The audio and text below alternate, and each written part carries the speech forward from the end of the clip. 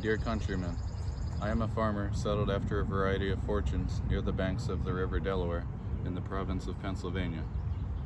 I received a liberal education and have been engaged in the busy scenes of life, but am now convinced that a man may be as happy without bustle as with it.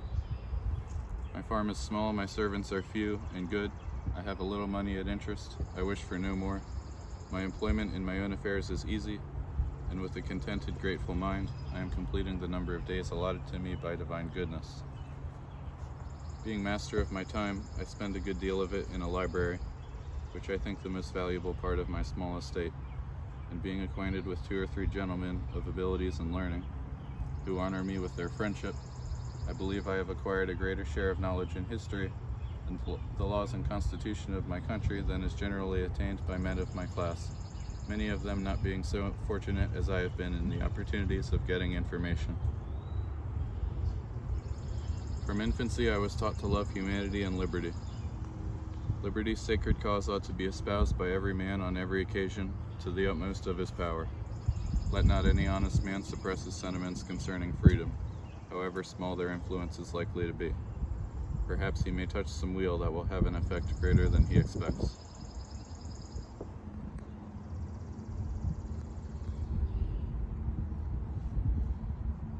An act of Parliament commanding us to do a certain thing, if it has any validity, is a tax upon us for the expense that accrues in complying with it.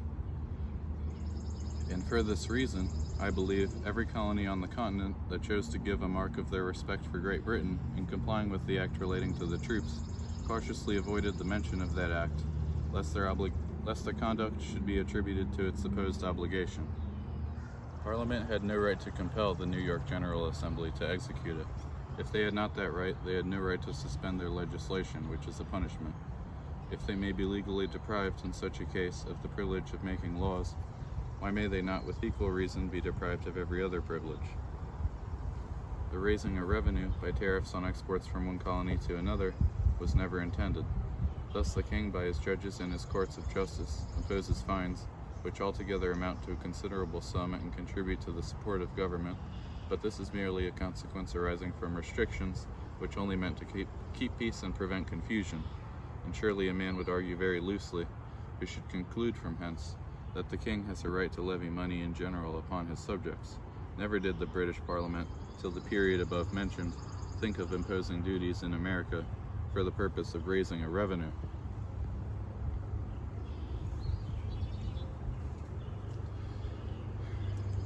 Beloved countrymen, there's another late act of Parliament which seems to me as destructive to the liberty of these colonies as that inserted in my last letter, that is, the act for granting the duties on paper, glass, etc. It appears to me to be unconstitutional. The Parliament unquestionably possesses a legal authority to regulate the trade of Great Britain and all its colonies.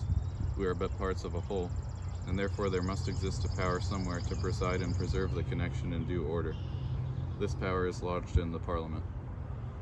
I have looked over every statute relating to these colonies from their first settlement to this time, and I find every one of them founded on this principle till the Stamp Act administration.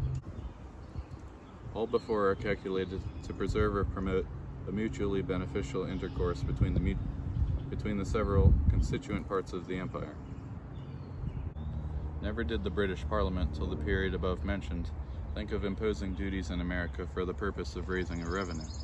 Mr. Grenville's sagacity first introduced this language in the preamble to the 4th of George III, chapter 15th, which has these words, "And whereas it is just and necessary that a revenue be raised in your Majesty's said dominions in America for defraying the expenses of defending, protecting, and securing the same, we, your Majesty's most dutiful and loyal subjects, the Commons of Great Britain, in Parliament assembled, being desirous to make some provision in the present session of Parliament towards raising the said revenue in America, have resolved to give and grant unto your Majesty the several rates and duties herein after mentioned," etc. The last act, granting duties upon paper, etc., carefully pursues these modern precedents.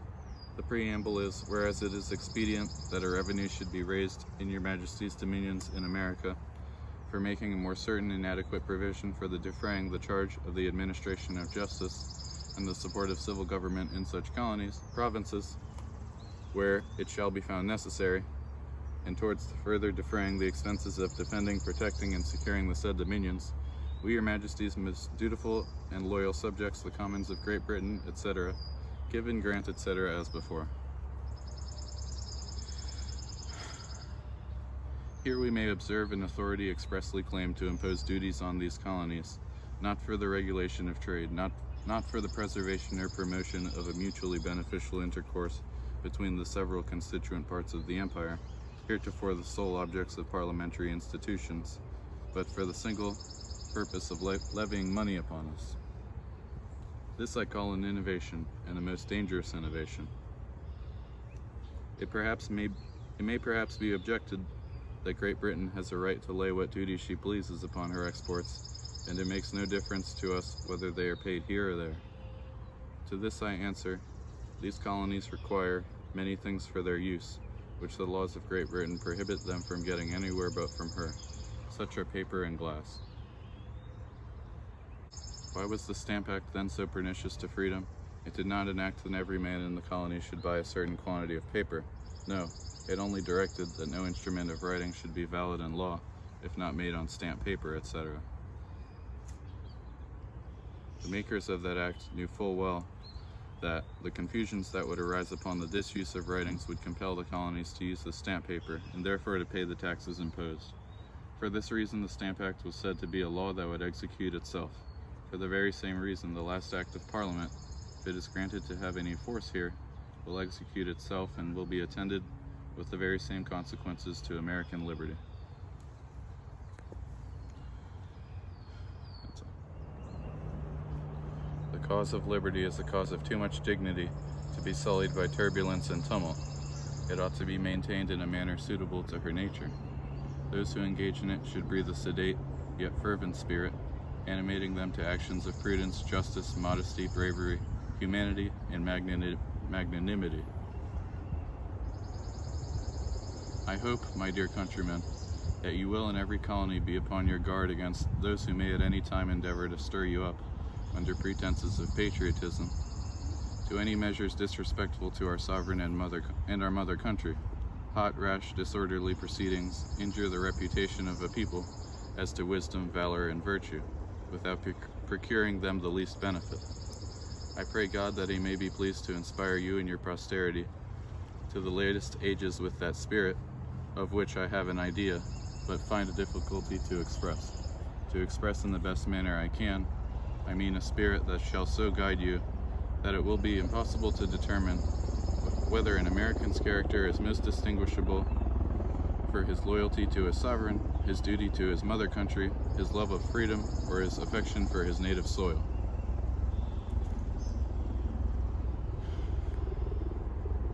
Every government, at some time or other, falls into wrong measures. These may proceed from mistake or passion, but every such measure does not dissolve the obligation between the governors and the governed. The mistake may be corrected, the passion may pass over. It is the duty of the governed to endeavor to rectify the mistake and appease the passion. They have not at first any other right than to represent their grievances and to pray for redress, unless an emergency is so pressing as to not allow time for receiving an answer to their applications, which rarely happens. If their applications are disregarded, then that kind of opposition becomes justifiable, which can be made without breaking the laws or disturbing the public peace. This consists in the prevention of the oppressors reaping advantage from their oppressions, and not in their punishment. For experience may teach them what reason did not, and harsh methods cannot be proper till milder ones have failed. We cannot act with too much caution in our disputes. Anger produces anger, and differences that might be accommodated by kind and respectful behavior may by imprudence be changed to an incurable rage. In quarrels between countries, as well as in those between individuals, when they have risen to a certain height, the first cause of dissension is no longer remembered, the minds of the parties being wholly engaged in recollecting and resenting the mutual expressions of their dislike. When feuds have reached that fatal point, all considerations of reason and equity vanish, and a blind fury governs, or rather confounds, all things. Beloved countrymen, this letter is intended more particularly for such of you whose employment in life may have prevented your attending to the consideration of some points that are of great and public importance. For many such persons there be, even in these colonies, where the inhabitants in general are more intelligent than any other people, as has been remarked by strangers, and it seems with reason.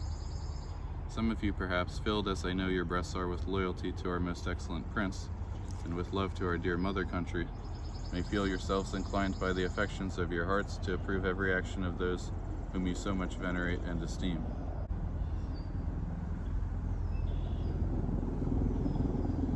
When any laws injurious to these colonies are passed, we cannot with the least propriety suppose that any injury was intended us by His Majesty or the Lords.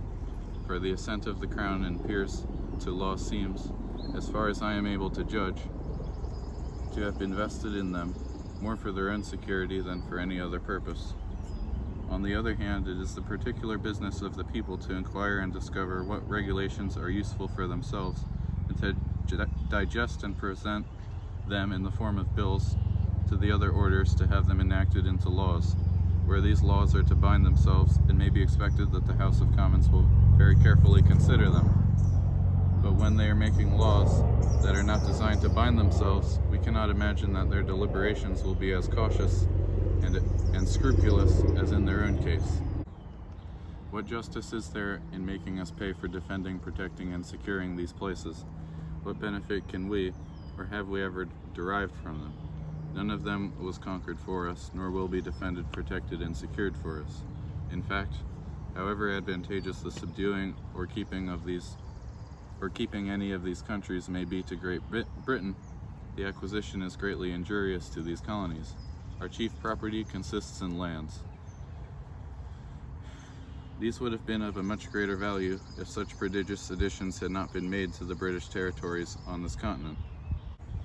Whatever these duties are, they must proportionably raise the price of the goods, and consequently the duties must be paid by the consumers. In this light they were considered by the Parliament in Chapter 7, Section 2, which says that the productions of the plantations were carried from one to another, free from all customs, while the subjects of this your kingdom of England have paid great customs and impositions for what of them have been spent here, etc. Such duties, therefore, can never be injurious to the liberties of the colonies.